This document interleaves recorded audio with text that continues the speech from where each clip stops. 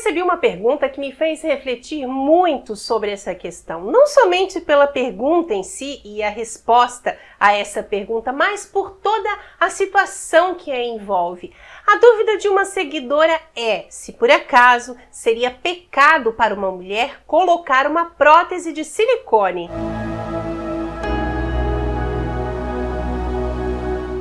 Vinde a Deus em meu auxílio, socorrei-me sem demora. Mas vejam que a dúvida sobre colocar silicone é um pouco mais complexa, né? Porque ela me escreveu assim: o meu marido quer que eu coloque silicone. É pecado, dona Carol? Então eu fiquei pensando, né, se talvez essa não era uma vontade dela, né, da mulher, se ela nunca tinha manifestado esse desejo e o marido é que gostaria que ela fizesse essa cirurgia e então ela estava pensando em fazer apenas para agradar ao marido. E é preciso, claro, pensar nesse ponto. Por quê? Porque a intenção também deve ser analisada. E se você gosta de uma treta, já gostou desse tema, curte esse vídeo para não esquecerem e fica aí até o final para saber toda a minha resposta. Bem, o nosso corpo é templo do Espírito Santo. Esta é realmente uma verdade de fé. E nós precisamos sempre ter isso em mente quando nós pensamos em qualquer tipo de interferência ou modificação em nosso corpo. É muito triste, né? Quando uma pessoa vive descontente com o corpo que Deus lhe deu. Percebam que nós somos a imagem e semelhança de Deus. E como Deus é muito maravilhoso, muito criativo, não existe nenhuma pessoa igual a outra. E isso entre os mais de 7 bilhões de seres humanos que vivem aqui na Terra. Tanto na questão genética, né, em DNA, impressão digital, todos somos diferentes, assim como nas características físicas também.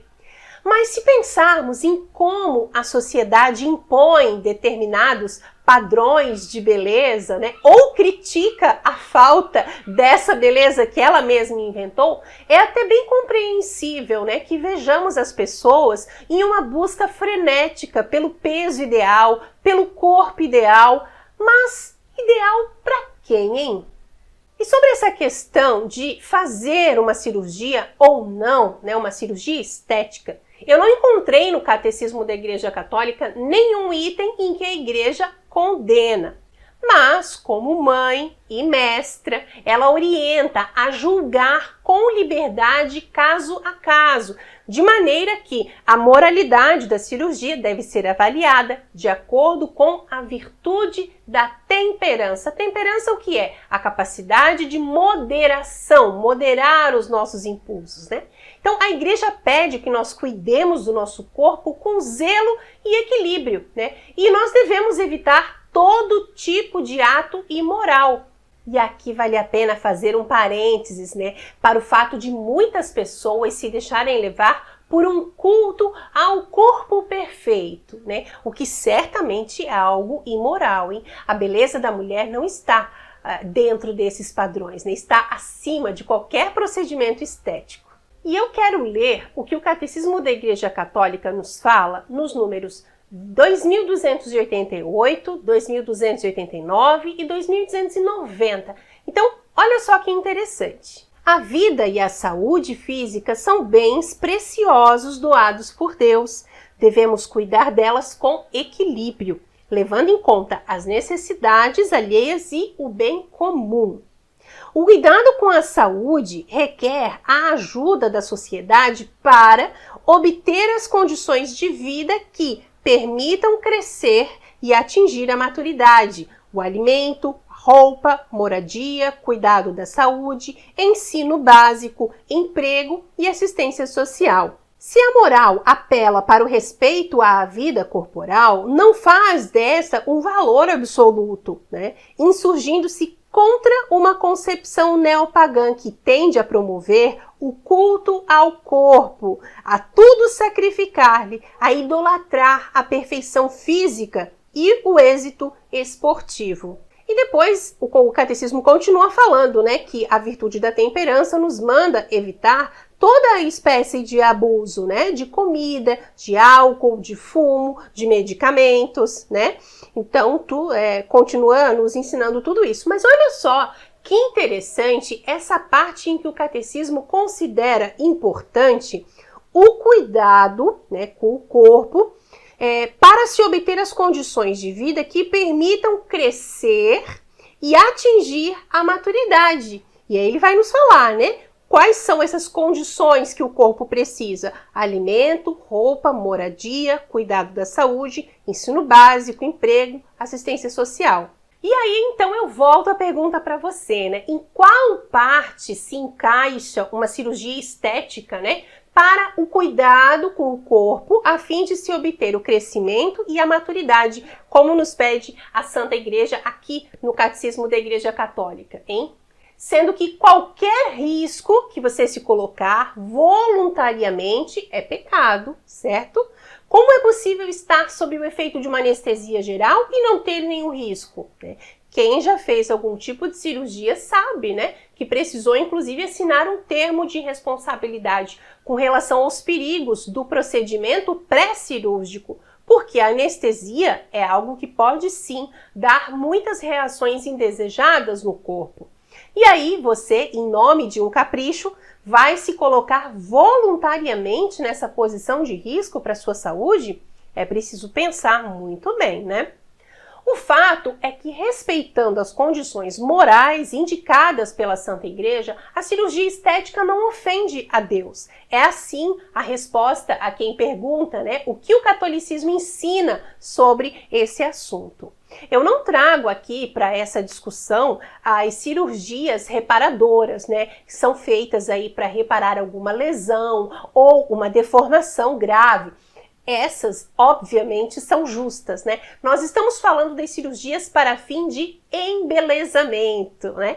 E é claro que vemos muitos casos de uso pecaminoso das cirurgias plásticas, pessoas desesperadas por possuir a eterna juventude, moças que colocam tanto silicone que ficam parecendo um travesti, verdade seja dita, né? Acabam estragando o corpo, fica feio mesmo, né?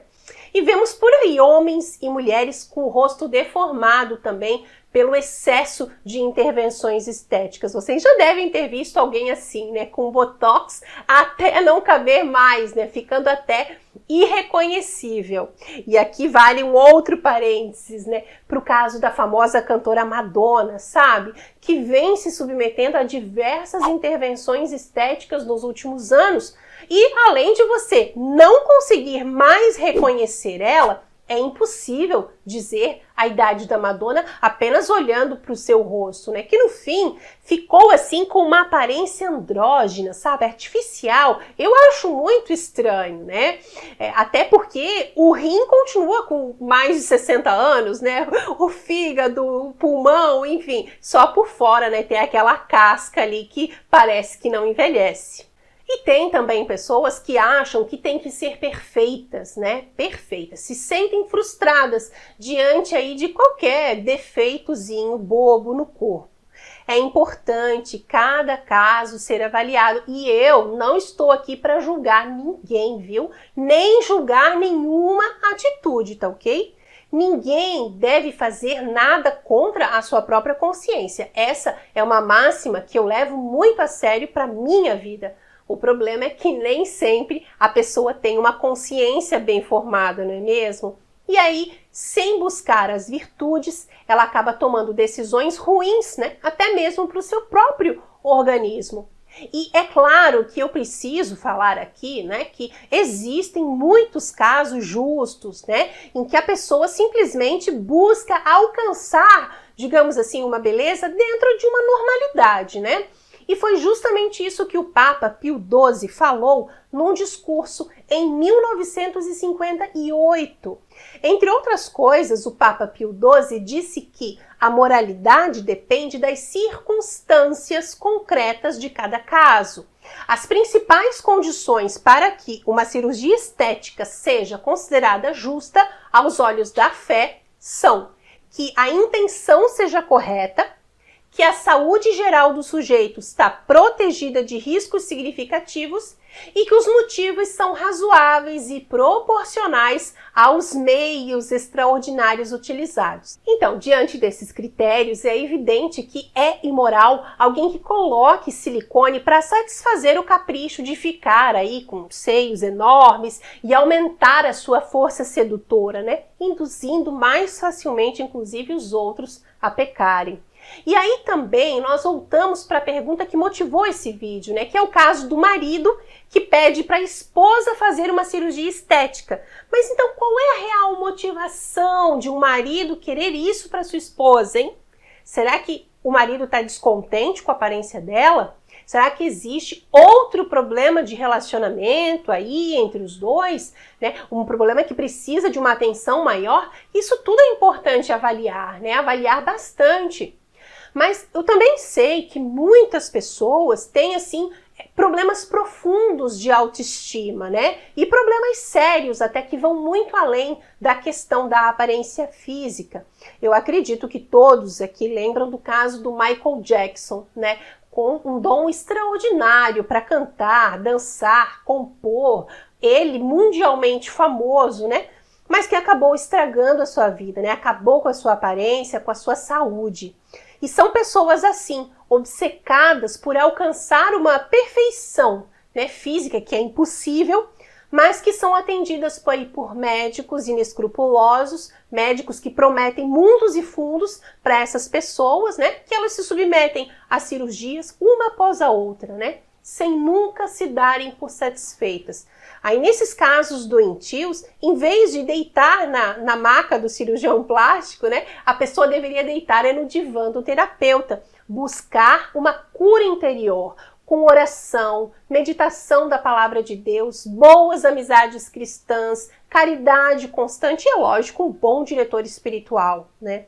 A preocupação excessiva com a imagem, com a aparência, a baixa autoestima, o complexo de inferioridade por causa de um padrão de beleza é algo que preocupa a sociedade e também preocupa a Santa Igreja Católica, né?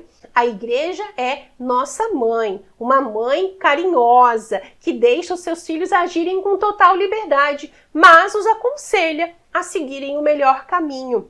O nosso corpo e a nossa saúde são dons preciosos doados por Deus. Nós devemos cuidar do nosso corpo como algo sagrado mesmo, sabe? Como um templo do Espírito Santo, como eu já falei, levando em consideração as suas necessidades, evitando os excessos que tanto nos prejudicam e que nos levam a cometer pecados graves, não é mesmo?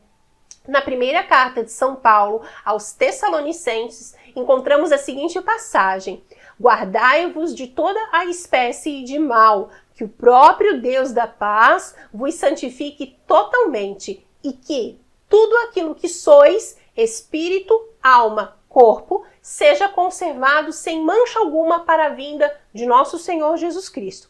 Vejam que interessante, o apóstolo São Paulo já nos alerta para tudo aquilo que nós somos. Nós somos espírito, alma e corpo, certo? Por isso que é ilícito e imoral nos preocuparmos apenas com o quesito corpo, porque nós não somos só isso, né? E muitas vezes até as pessoas se iludem achando que determinada cirurgia estética vai resolver um problema, mas ao final descobrem que não, o vazio interior ainda existe, ainda está lá, né? Isso porque desprezam uma vida interior, desprezam momentos profundos de oração e recolhimento, né? Desprezam os sacramentos, a vivência dos sacramentos, muitas e muitas vezes desprezam penitências e mortificações, não atendem ao pedido de Deus de desprezar a própria vaidade, né? Um outro ponto que eu gostaria de refletir aqui é sobre a dificuldade de se aceitar a sua própria natureza e também a sua idade, né? Isso é algo assim que eu fico ainda muito chocada, né? Pois como é possível uma idosa querer se vestir como uma menininha? Muitas vezes mostrando o corpo. Não que para as menininhas isso seja aceitável, não é, né, de forma alguma. Mas com a idade, a pessoa deveria procurar viver e mostrar mais a sua experiência, as suas virtudes, né? Sabem aqueles retratos assim que nós temos na memória, né? Ou vemos ainda em alguns desenhos animados de uma vovozinha Cabelo branco, com coque, de vestido, lógico, óculos na ponta do nariz, fazendo tricô ou até cozinhando para os netinhos? Então, isso não existe mais. Está em extinção, né? Parece que essa condição é rejeitada pela maioria das pessoas. As senhoras de hoje em dia não podem mais cuidar dos netos porque tem que ir para academia. Elas não cozinham mais aquelas gostosuras, né? Porque tudo tem que ser fitness. Começa a nascer um cabelo branco, a pessoa já joga tinta de cabelo, né? A cada 15 dias ela tá lá, se enchendo de química para retocar a raiz. Isso quando não tem que fazer toda semana, né?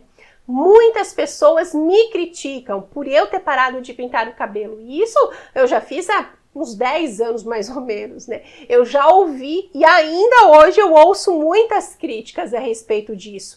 Ai, porque você é muito nova. Ai, porque você vai parecer mais velha. Ai, sei lá o quê. Não sei o que lá, não sei o que lá. O que mais tem é gente para dar palpite no meu cabelo e na minha decisão, né? Essa que é a verdade. Mas se eu, com 20 e poucos anos, eu já tinha cabelo branco, como é que eu vou poder lutar contra essa minha natureza? Eu sou uma senhora, né, muito bem casada, de quase 40 anos. Eu sei que eu não sou assim velha, né, e eu nem estou querendo me fazer de mais velha do que eu sou. Mas o fato é que eu vou ter cada vez mais cabelos brancos, né, se Deus não me levar antes. Com a graça de Deus, né? Eu ainda vou ter o cabelo todo branquinho, igualzinho a minha avó Carolina. Eu acho isso um luxo. Sério, gente, eu acho muito chique. Agora, é uma tendência minha, da minha natureza, ter cabelo branco horas. E eu vou chorar? Eu vou virar escrava da tinta de cabelo, da indústria de cosmético? Gastar cada vez mais dinheiro, né, com essas bobagens aí, para tentar cobrir uma coisa que eu sei que vai continuar a existir? Vaidade das vaidades. Tudo é vaidade, não é mesmo? Glória ao Pai, ao Filho e ao Espírito Santo, assim como era no princípio, agora e sempre, por todos os séculos dos séculos. Amém. E me fala aí, você já fez algum procedimento estético? Ou pensa nisso? E o que você achou dessa minha reflexão? Se você não concorda comigo também, escreve aqui nos comentários, vamos conversar sobre isso, ok? E se você ainda não curtiu esse vídeo, você já sabe, curta esse vídeo, né? E compartilhe esse vídeo com seus amigos, com a sua família, enfim, nos ajude a evangelizar. E se você ainda não é inscrito no nosso canal, inscreva-se agora já para não esquecer, porque no sábado que vem vai ter uma nova reflexão aqui no quadro De Frente com Frau Reimann, né? E nós temos vídeos diários aqui no canal, sempre ao meio-dia, e mais de 100 novenas para você rezar junto com a gente. Seja um sócio evangelizador, envie um Pix para nós de qualquer valor. A chave Pix está aparecendo aqui embaixo na descrição desse vídeo. Muito obrigada a vocês que nos ajudam com orações e doações todos os meses. Que Deus lhes abençoe. Paz e bem.